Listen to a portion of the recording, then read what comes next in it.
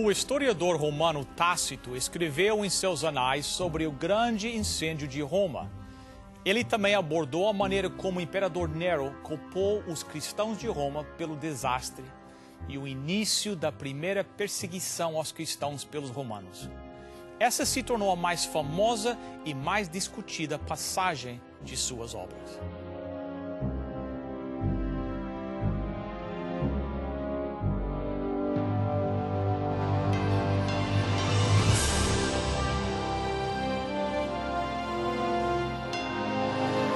Venceu a prova do tempo. O livro de Deus, a Bíblia. Ainda relevante neste mundo complexo. E está escrito, partilhando mensagens de esperança ao redor do mundo.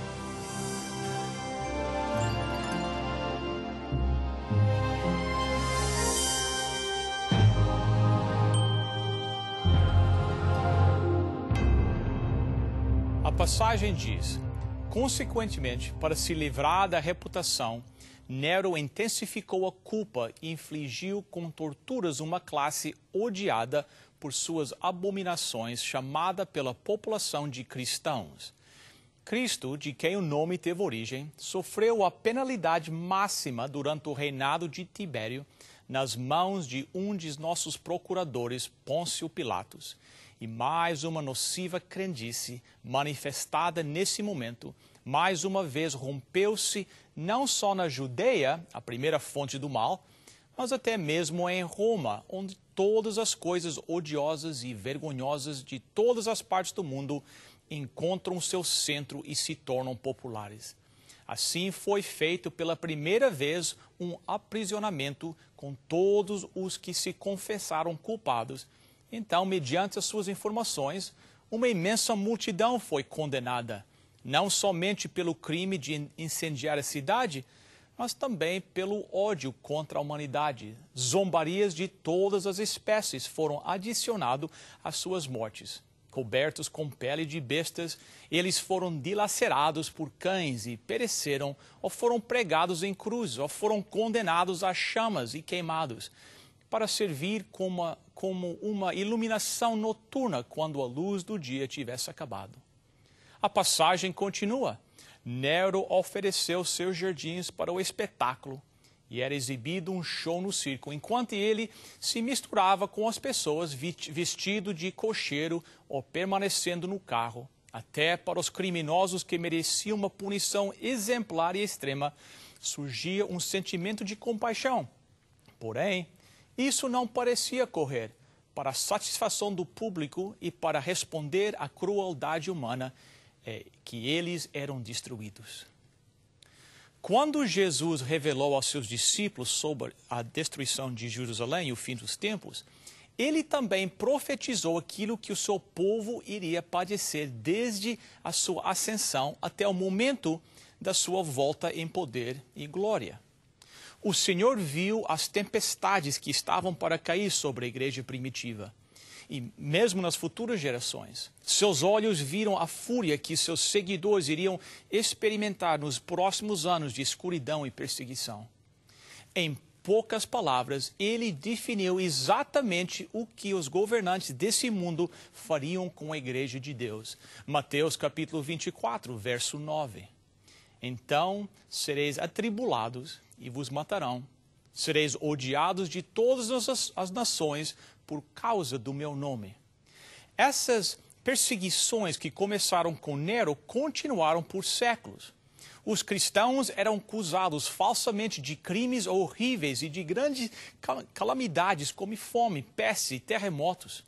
Por se tornarem objeto de ódio e de suspeitas, informantes eram pagos a fim de traírem esses crentes inocentes. Eles foram considerados como rebeldes no império, como inimigos da região e pragas para a sociedade. Muitos deles foram jogados aos animais ferozes ou queimados vivos em anfiteatros. Alguns foram crucificados. As punições eram geralmente realizadas em festivais públicos para o entretenimento dos dirigentes. Enormes multidões se ajuntavam para se divertir à custa da agonia dos cristãos.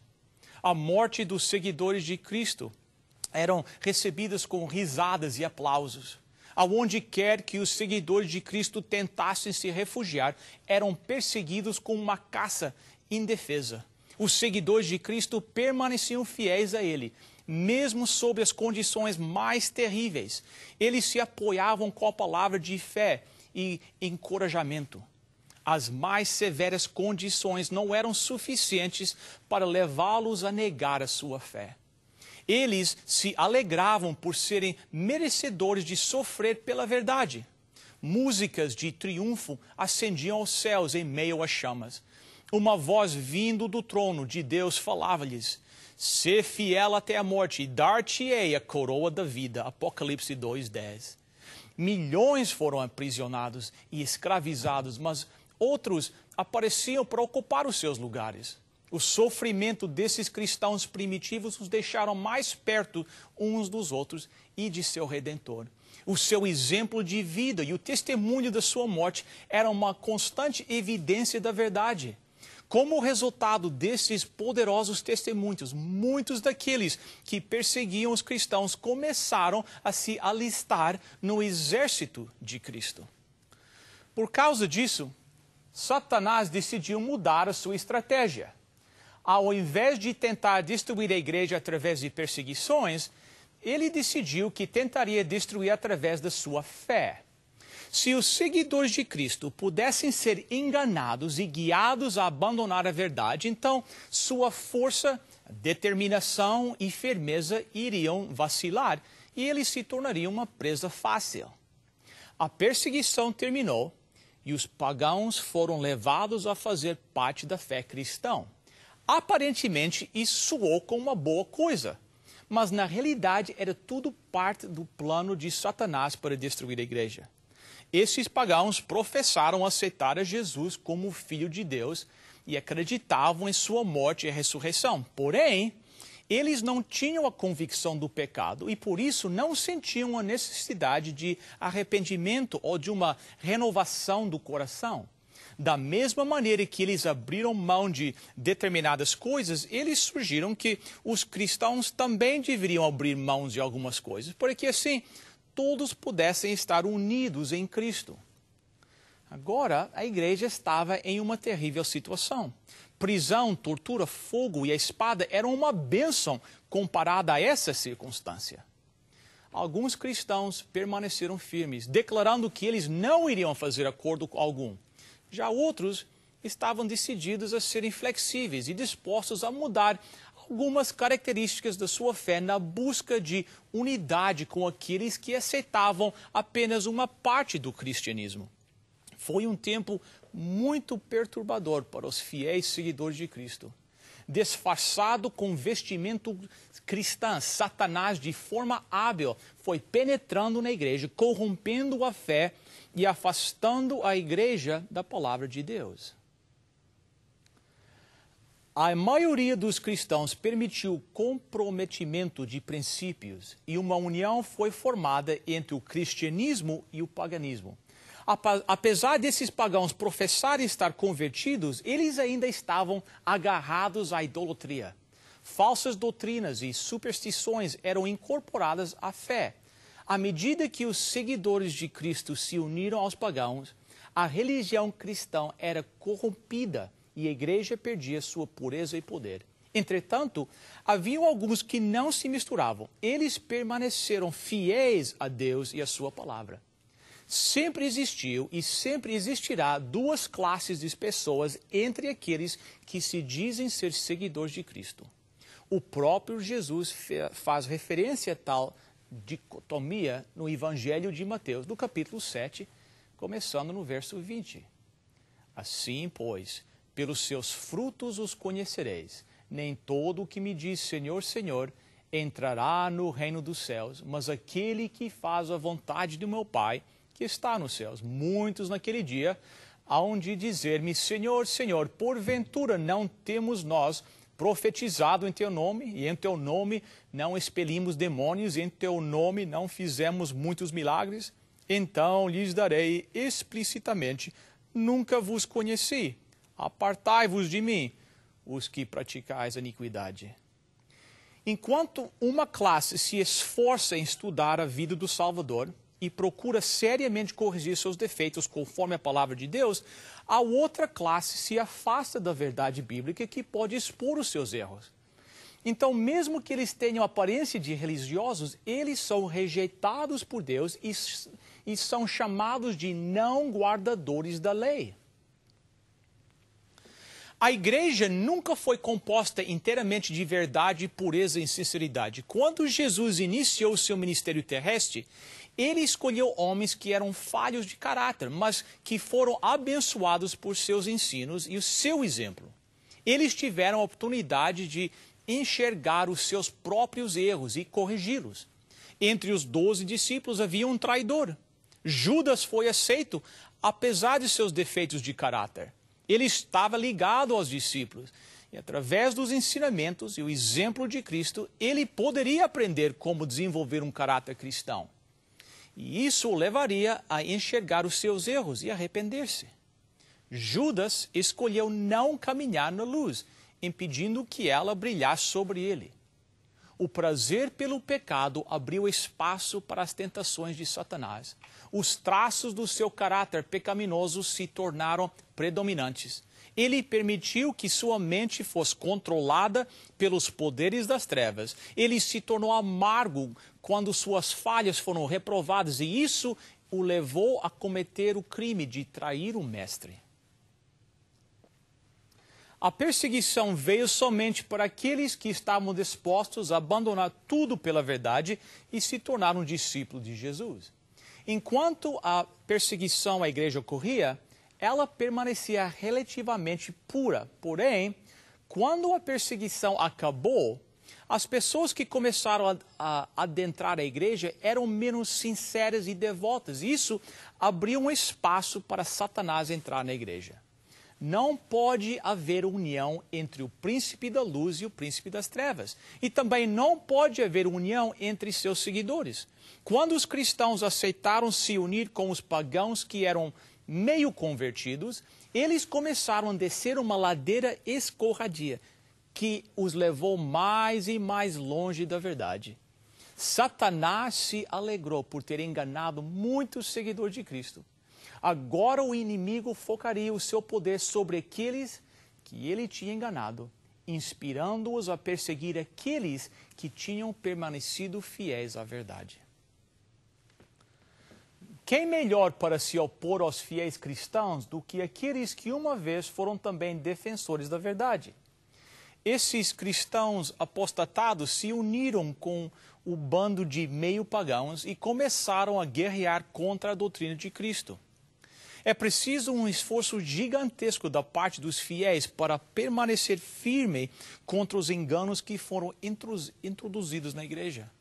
A Bíblia não era mais aceita como padrão de fé, e o princípio de liberdade religiosa era agora chamado de heresia.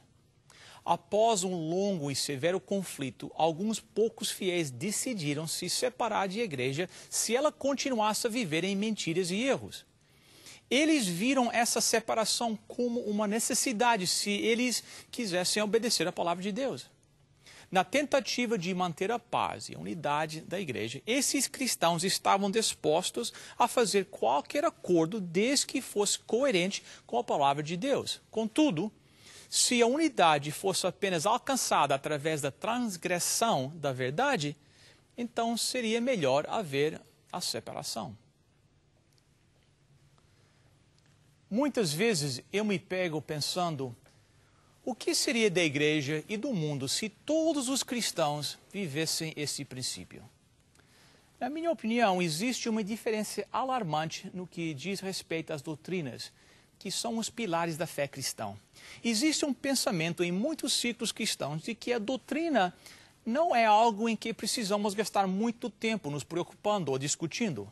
Como resultado dessa filosofia, falsas teorias que os cristãos primitivos arriscaram suas vidas tentando combater, agora são aceitos por milhares que se dizem seguidores de Cristo. Ouça essa citação de um estudo conduzido por George Gallup Jr. e Michael Lindsay. Os cristãos não conseguem defender suas crenças. Eles estão susceptíveis ao movimento da nova era. Eles vão em todas as direções, mas não sabem no que acreditam e por que acreditam. Eles não têm base para julgar outras influências. Continua a dizer, os americanos estão praticando um tipo de religião faça você mesmo, custe o que custar, escolhendo entre as crenças e práticas de várias tradições de fé. É uma situação perigosa porque as pessoas se tornam vítimas de todo tipo de falsa doutrina. Eles consideram cristãs coisas que não são cristãs. A maioria dos americanos considera a Bíblia como uma coleção de escritos inspirados, mas nem tudo deveria ser tomado literalmente. Esse movimento que compreende a Bíblia como sendo inspirada, mas não necessariamente a vigente palavra de Deus, é uma das mudanças mais dramáticas entre as crenças religiosas desde 1960. Em 1963, 2 em cada 3 pessoas viam a Bíblia como uma vigente palavra de Deus, a ser tomada literalmente palavra por palavra. Hoje, apenas 1 em cada 3 pessoas ainda continua com essa interpretação. Esse é um comentário muito triste a respeito da igreja cristã atual. Aqueles cristãos primitivos eram pessoas apegadas à palavra de Deus, resistiam firmemente em abrir mão das verdades bíblicas. Como resultado, muitos deles perderam a vida. O fato de que o justo pode sofrer perseguição na mão do perverso tem se tornado motivo de grande perplexidade para muitos, até mesmo entre os cristãos. Alguns estão até dispostos a descartar a sua confiança em Deus porque o perverso está prosperando, enquanto o justo está sendo atormentado pelos poderes do mal. Eles se perguntam como Deus, que é justo e misericordioso e infinito em poder, pode tolerar tanta injustiça. Eu não me considero qualificado para responder essa questão, mas quando eu vou à palavra de Deus, eu vejo milhares de evidências do seu amor e sou orientado a não duvidar de sua bondade, pois eu não consigo entender as obras de sua providência. Jesus disse aos seus discípulos, profetizando sobre as dúvidas que iam surgir nos dias de sofrimento e escuridão, João 15, 20, lembrai-vos da palavra que eu vos disse, não é o servo maior do que o seu senhor. Se me perseguiram a mim, também perseguirão a vós outros. Jesus sofreu muito mais do que qualquer sofrimento que a crueldade humana pode provocar. Jesus nunca irá esquecer ou negligenciar suas crianças, mas às vezes ele permite que os seus filhos sejam colocados na fornalha da aflição para serem purificados e, através do nosso exemplo, outros possam ser convertidos. Concluindo, existe algo que penso frequentemente e que eu quero compartilhar isso com você. O apóstolo Paulo declara que, ora, todos quantos querem viver piedosamente em Cristo Jesus serão perseguidos. Por que então eu não tenho sido perseguido por causa da minha fé? Poderia ser porque meu cristianismo está tão conformado com esse mundo que não provoca oposição? A nossa religião possui a pureza e a santidade de caráter que marcou a fé dos cristãos no dia de Cristo e dos seus apóstolos? Deve haver um reavivamento da fé e do poder da igreja primitiva.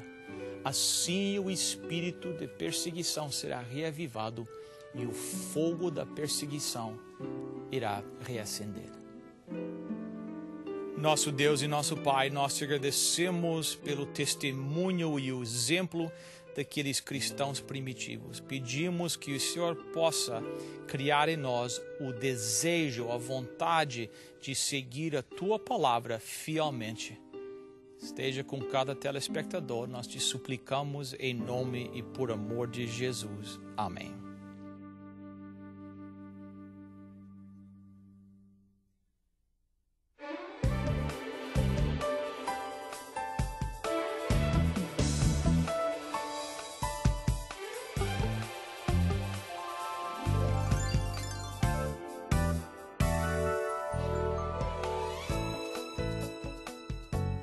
Muitas pessoas estão cansadas de estar cansadas.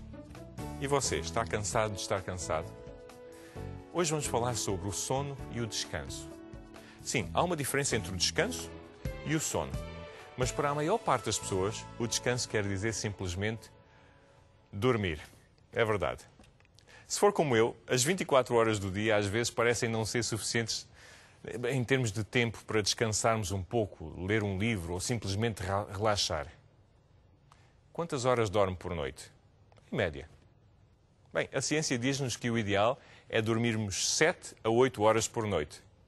Algumas pessoas precisam de um pouco mais, mas habitualmente mais de 9 horas ou menos de 6 horas por noite pode ser prejudicial para a saúde.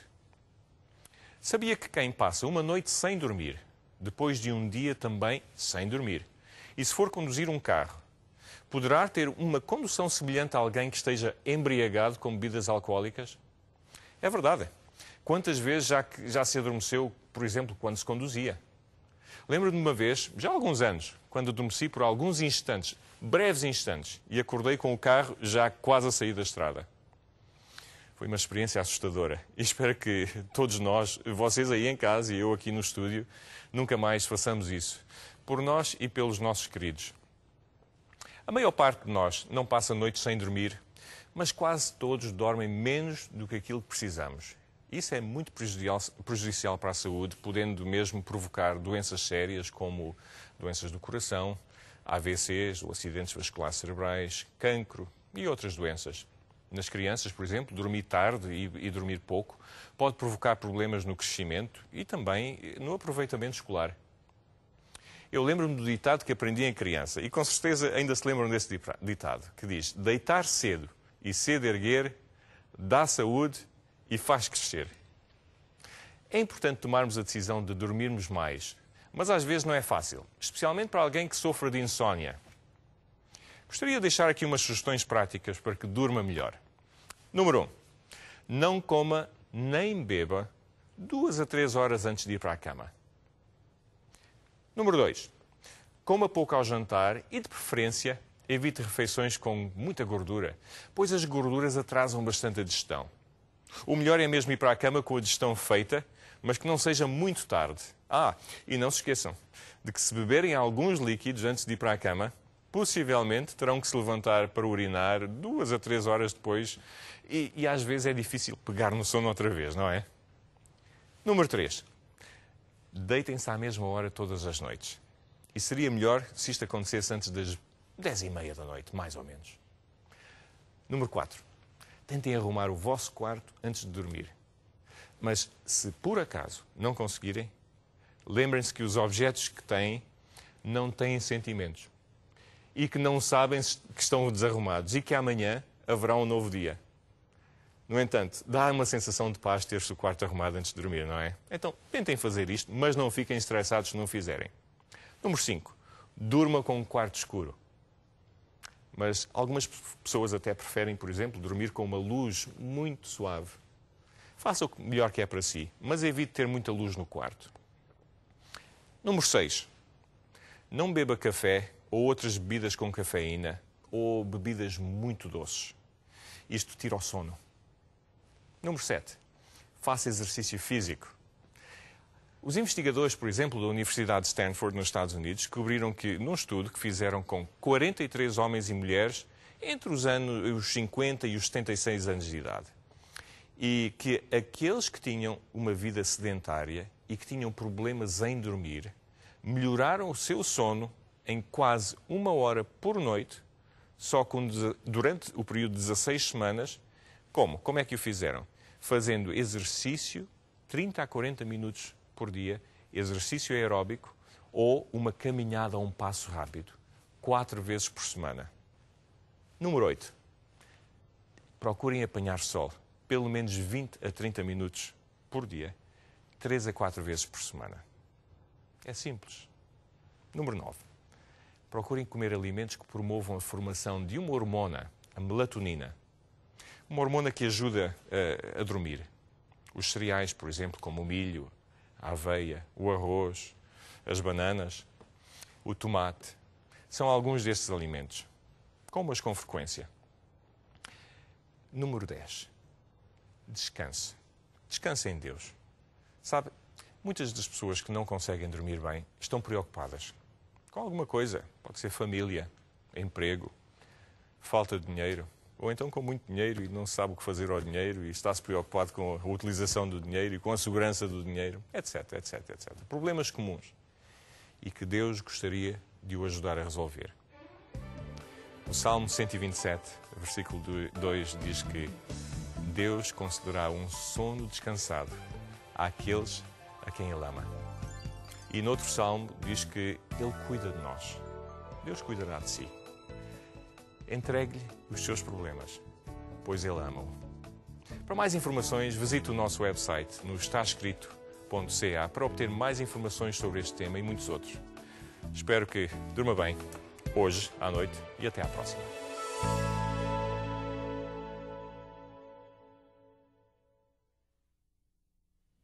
O programa Está Escrito quer dar um presente para você hoje. No programa de hoje, estamos oferecendo gratuitamente a revista Sinais dos Tempos, numa edição especial que trata sobre o seguinte tema: razão para confiar. Você já percebeu como as pessoas têm dificuldades para confiar em outras pessoas? Aprenda como triunfar sobre os desafios da existência. Como tratar com um dos grandes problemas vivenciais do momento, o medo. Então, comece a perder o medo. Não perca tempo. Ligue agora mesmo e receba gratuitamente o presente que desejamos enviar para você. Estamos esperando a sua ligação. Para você solicitar gratuitamente a sua oferta, basta ir ao nosso website www.estaescrito.ca e acessar o programa de hoje. Lá você preencherá um formulário com os seus dados e assim poderemos enviar a oferta para você. Se você preferir, poderá também escrever para Está Escrito, Box 2010, Oshawa, Ontário, L1H 7V4. Quero agradecer a sua presença aqui conosco nesta semana e espero que você volte na próxima semana. Você pode visitar o nosso website e lá você pode ver todos os programas de novo. estaescrito.ca. Até a próxima semana. Lembre-se, está escrito: nem só de pão viverá o homem, mas de toda a palavra que procede da boca de Deus.